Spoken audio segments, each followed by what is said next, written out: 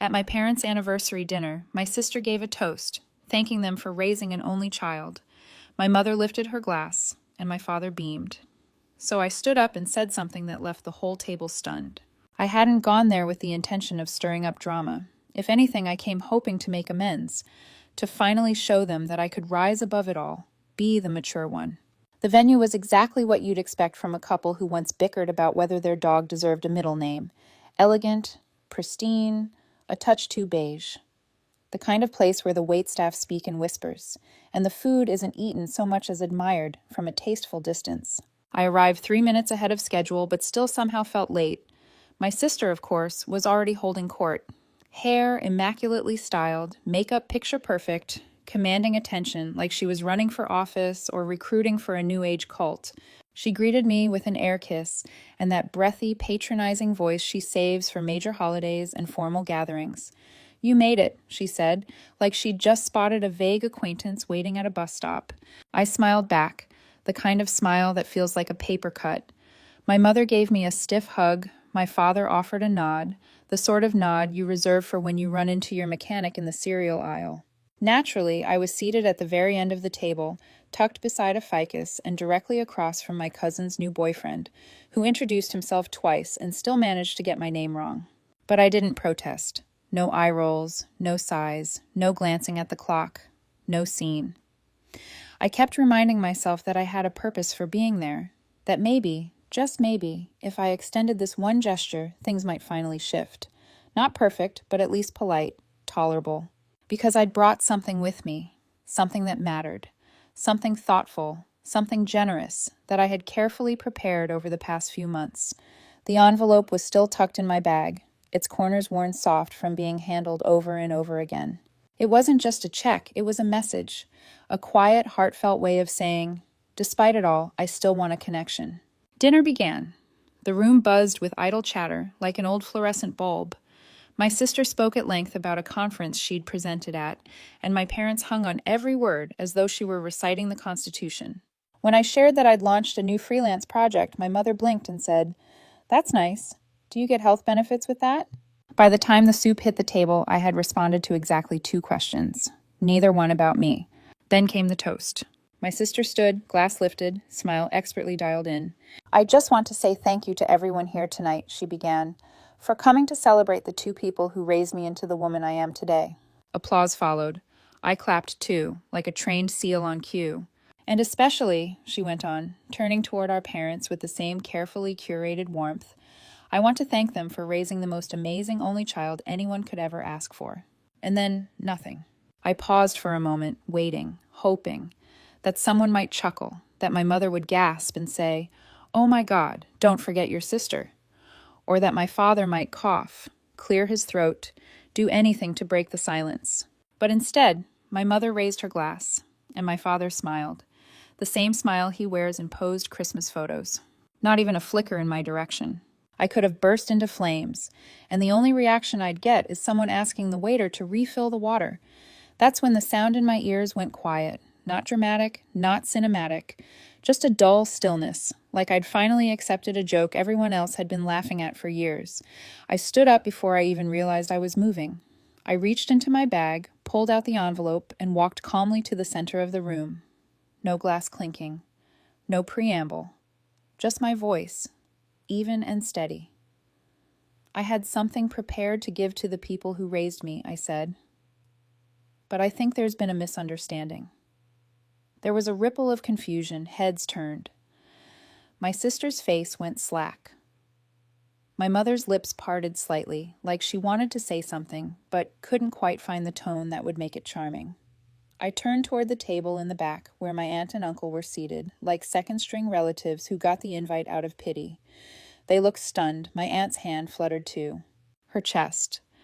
My uncle looked like he wasn't sure whether to stand or sink through the floor. I handed the envelope to them directly. No theatrics, no speeches, just a simple, "This is for you, then." I sat back down for a long moment. No one said anything. No forks clinked. No chairs shifted. It was the silence of a bomb that hadn't quite finished going off. My sister blinked like she was trying to reboot her brain. My mom tilted her head in that way she does when she's trying to convince herself she didn't just witness something deeply inconvenient. My dad's face was unreadable, but his jaw was clenched, and my aunt, he was staring at the envelope like it was ticking. I didn't say another word, and no one asked. The rest of the dinner passed in that strange, suffocating quiet, like the moment had sucked the air out of the room and no one was quite sure how to breathe again. But I breathed for the first time all night. I actually breathed because I wasn't waiting anymore, not for validation, not for permission, not to be seen. They'd raised an only child after all. So I gave what I had to someone who actually saw me. They say that when someone shows you who they are, you should believe them. I used to think that was just a quote people slapped on Pinterest boards between photos of minimalist living rooms and avocado toast. But maybe Maya Angelou knew something I didn't, because my parents, they've been showing me who they are since I was old enough to understand what a golden child was, and more importantly, that I wasn't it.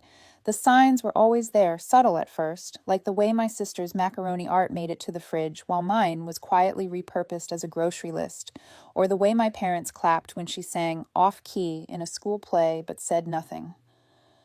When I won a regional writing competition, I brought home a little trophy. Once I still remember the way my dad glanced at it, then said, spelling bees don't count as sports when I turned 8.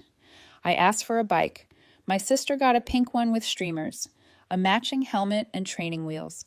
Just in case, I got a long lecture about how I should be happy with hand-me-downs. The hand-me-down was from a neighbor's kid. It still had mud on it. And yet I kept trying.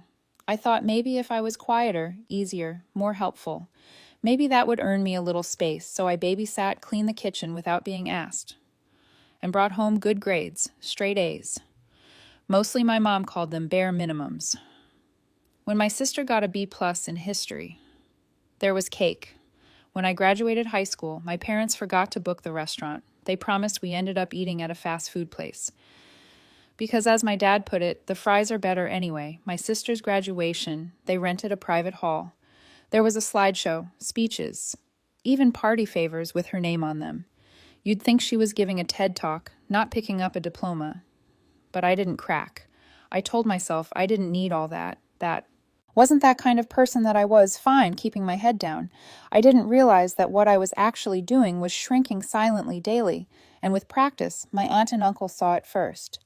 They were never loud about it. They didn't swoop in and declare themselves my saviors.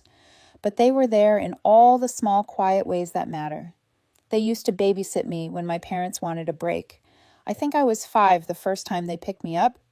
My mom handed me off like I was a Tupperware container she'd grown tired of. She's picky about food, she said, and don't let her stay up too late. They didn't treat me like an inconvenience. They made popcorn and let me watch movies. I picked when I got scared during the never-ending story. My aunt held my hand and said, "He's just pretending to be scary." Sweetheart. That was the first time anyone explained fear to me in a way that made sense. I spilled orange juice on their white carpet once and burst into tears. I'd been yelled at for less at home. But my aunt just brought me a towel and said, "It's just a carpet. You're worth more than that." When I was sick in college and couldn't afford cold medicine, my uncle drove 2 hours with soup and cough drops. My dad sent a thumbs up emoji, no words, just the emoji my mom suggested. I tried herbal tea when I got my first job and was scared I wouldn't make it. My aunt emailed me every day for a week, just little things, "You've got this. They're lucky to have you, proud of you already." Meanwhile, my parents asked if it came with dental. They showed up for birthdays, for emergencies, for everything in between when I got out of a toxic relationship and had nowhere to go. They cleared the guest room without hesitation. My mom said I should have tried harder to make it work when I landed my dream freelance client. I told them first. Not because I didn't want to tell my parents, but because by then I knew how the conversation would go and I was tired of shrinking. I tried once to explain all of this to my mom. I told her how much it had hurt growing up under the shadow of someone who never seemed to have to make an effort. She chuckled and said, "You've always been overly sensitive. That's your issue." Then she added, "Well, at least we didn't spoil you." And she was right. They hadn't. But neither had my aunt and uncle. What they had done was see me, listen to me, make space for me to exist without needing to earn it through performance. And in this family, that alone was revolutionary.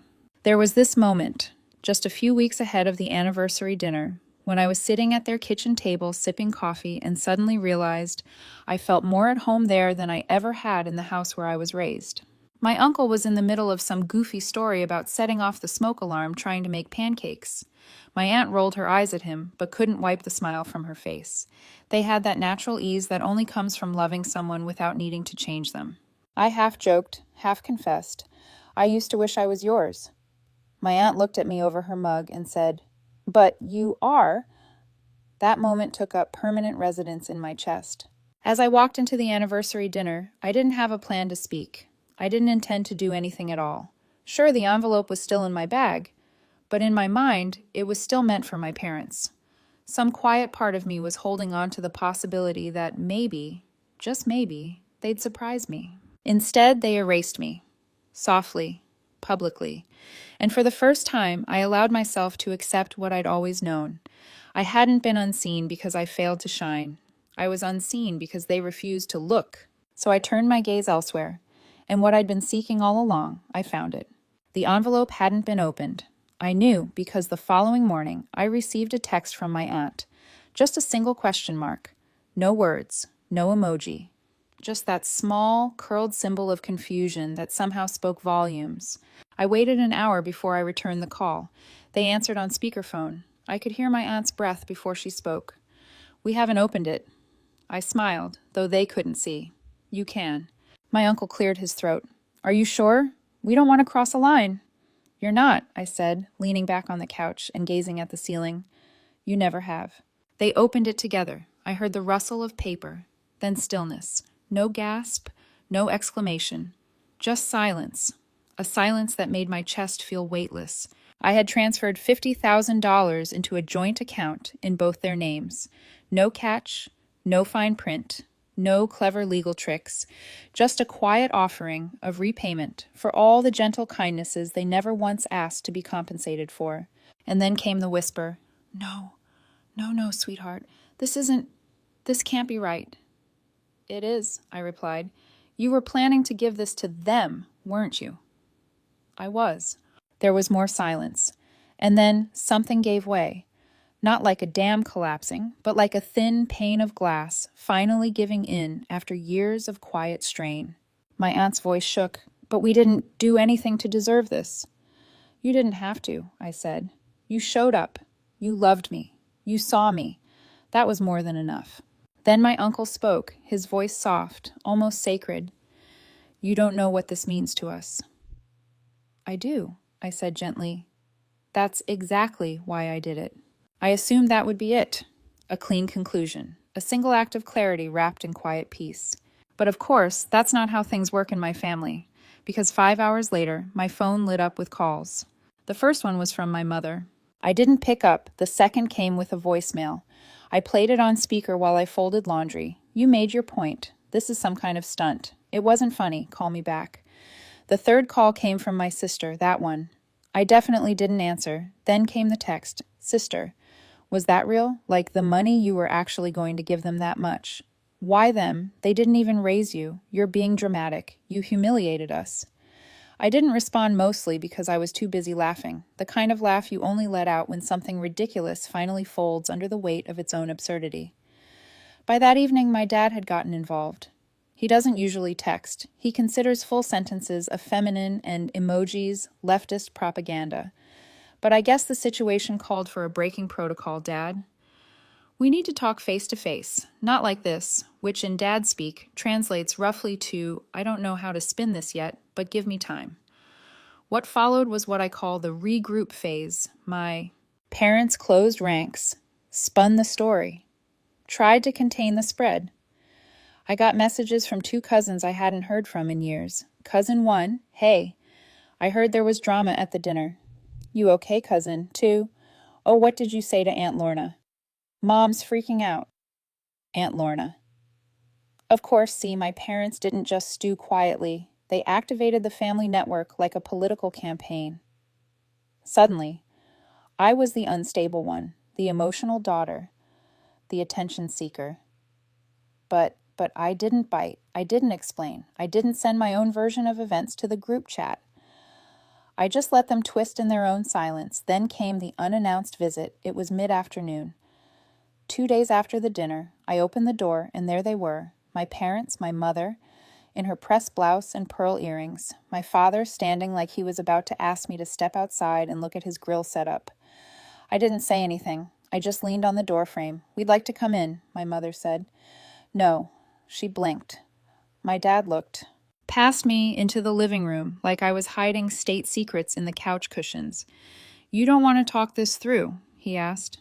"You didn't seem interested in talking when you raised your glasses to your only child?" My mother exhaled sharply. "It was a joke." No one laughed. "We didn't mean it like that, didn't you?" I crossed my arms. "You had all night. You didn't say a word." He straightened. "You blindsided us. That's rich, coming from the people who cut me out with a smile." Dad spoke again. $50. "Sarrazin, that's not a joke. You were going to give that to us." I said, "and you gave it to them instead." I didn't answer, as we both knew that money.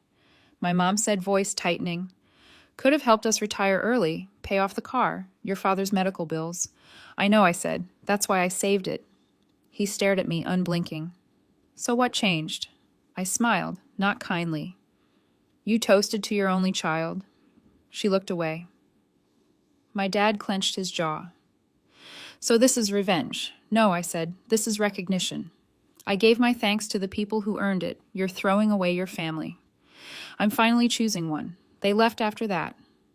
Not with a slam, but with a quiet door. Click that felt heavier than it should have. I thought it might stop there, but then my sister joined the offensive. She posted some vague, emotionally manipulative thing online, a photo of my parents' wedding photo. Captioned, "Some people only show up when they want applause. Real family shows up quietly." I didn't respond. I didn't need to, though. Next day I got a call from my aunt. "We've been getting messages," she said, sounding embarrassed, from your mom and your sister. "I figured they're trying to guilt us, saying we manipulated you. You didn't." "I know, I hate this. We didn't want to be in the middle. You're not," I said. "You're where you've always been beside me." She didn't say anything for a moment. Then, "We're not going to cash it, the money you are. We don't need it." "I know we can't accept it." "Yes, you can," I said, "because I need you to, because I can't go back in time and make things fair, but I can do this. I can say thank you properly." He sniffled. "You're going to make me cry." "Good." I was starting to feel like I was the only one that night. I sat on my porch with a glass of wine and looked at the stars. I didn't feel triumphant. I didn't feel smug, felt sick, like something in me had been put back into place. The fallout wasn't over, but I wasn't afraid of it, because when the dust settled, they'd still be there, my aunt and uncle. The people who never asked for proof, who never needed a performance, who knew who I was, even when I was still trying to figure it out, and now they knew what they meant to me. Finally, I thought the silence would be the end of it. You know that moment after a storm when everything's eerily still, and you convince yourself it's over. That was me sitting in the quiet, thinking maybe, just maybe they'd let it go, that maybe my parents would take the loss and retreat into their own cold little bubble. But that's not how people like them operate. Quiet was never peace. It was a setup. It started with a phone call from my cousin Theo. Of all people, we hadn't spoken in years. He was the kind of relative who didn't bother remembering birthdays unless it showed up in his Facebook notifications. So when I saw his name pop up, I didn't pick up. He left a voicemail. "Hey, just wanted to give you a heads up. Your mom's been saying some things about you, about the money. You might want to check your socials." I don't use Facebook much anymore, but I logged in. And there was a long, meandering post on my mother's page with just enough vagueness to give her deniability. But all the usual trademarks, spiritual quotes, passive-aggressive scripture, and just enough weaponized humility to make it look like she was the one bleeding. He never said my name, but she didn't have to. It breaks a parent's heart when their child is led astray by people pretending to love them. Family isn't about money, it's about loyalty.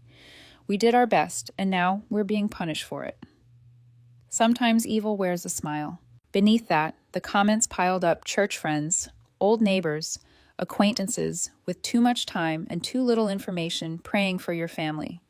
"You don't deserve this. You raised your daughters right, and my favorite people forget who carried them when they were helpless. One day they'll regret it." I almost laughed, but my hands were shaking too hard. Then came the real blow. My aunt called me shaken. She had gotten an anonymous email. No subject line, just screenshots of old text messages I'd sent years ago. Ones I'd sent in moments of frustration, complaining about them venting, being messy, saying things like, I wish they'd stop hovering, and sometimes I just want space. Things. I never meant as betrayal, just as noise, the kind you let out when you're human and tired and raw. The sender, my sister, she didn't sign it, of course, but she left enough breadcrumbs that it wasn't hard to figure out. I know you didn't mean it, my aunt said. But it hurt to see, and I believed. Her, not because she was guilt-tripping me, but because she was honest, because she told the truth, even when it was uncomfortable, unlike the rest of them. So I drove over. I sat at their kitchen table with a box of pastries and a pit in my stomach. I'm sorry, I said, for everything. I said for anything that made you question what you mean to me. My aunt didn't make a speech. She simply reached over and held my hand. My uncle poured coffee. No big declarations, no emotional embrace, just presence. This is what love looks like, the kind that doesn't require justification. That's when it finally clicked. It was time to stop forcing what had never worked, to stop trying to plug holes in a ship that had never been seaworthy, to stop calling it family, just because we happened to share DNA. So I wrote a letter, not an angry one, not a rant, just the truth. A list of boundaries, a calm, firm line drawn in the sand. Please don't contact me again. Do not try to reach me through others. Don't twist the story and don't expect reconciliation. I wish you peace, but I'm done playing the part you cast me in. I printed the letter and mailed it, so no one could claim I never saw it. A week later, my mother called from a number I didn't recognize. I let it go to voicemail. She began in tears and ended in venom. You've destroyed this family. You've broken your father's heart. Are you proud of yourself? And as I listened, I thought, yes, I am. But they didn't stop there. They tried to pressure my aunt and uncle into returning the money. They sent official letters, implied they were being manipulated, suggested I was unstable. It got so intense that my uncle consulted a lawyer just to ensure they were safe. I offered to cover the cost. He said no. We don't take from family, he said, but we will accept gifts. That winter, I spent the holidays with them. Just the three of us. No expectations, no performances. We cooked side by side, played cards, watched old movies in our pajamas, and laughed over nothing. My aunt gave me a scarf she'd knit by hand. My uncle made hot chocolate, burned it a little, and we drank it anyway. It was the best Christmas I had ever experienced. At one point, my aunt looked at me and asked, "Do you regret it?" I didn't even need to think. No, because I didn't just walk away from a family. I walked toward one. I stopped hoping to be noticed and instead chose the people who already saw me. Eventually, the calls stopped. The noise died down. They moved on, found new people to perform for, fresh narratives to spin. I didn't. I remained in this small, quiet life where love isn't conditional and kindness doesn't come with strings attached. Sometimes I still think back to that dinner, to the look on my sister's face when I handed the envelope to someone else, to my mother's stunned expression, to the tension in my father's jaw. Those images used to haunt me. Now, they just remind me of the night I stopped apologizing for simply existing. The night I finally said enough and meant it. Sometimes I do still wonder if I handled it the right way. Not the part about giving the money to my aunt and uncle. That still feels absolutely right deep in my bones. But the moment itself, the delivery, the public declaration, the silence I left them sitting in. Was it too much? Or maybe not enough? I didn't do it to shame anyone. I did it because I couldn't keep pretending anymore. But there are nights I lie awake wondering, should I have waited? Should I have passed the envelope in private? Would that have softened the impact or just made it easier for them to rewrite the story? So what do you think? Did I do the right thing? Was I justified, or was there a better way to step away? Let me know in the comments. I'd truly love to hear what you would have done in my place. And if you want more true, honest stories like this about family, decisions, and standing your ground, don't forget to hit subscribe.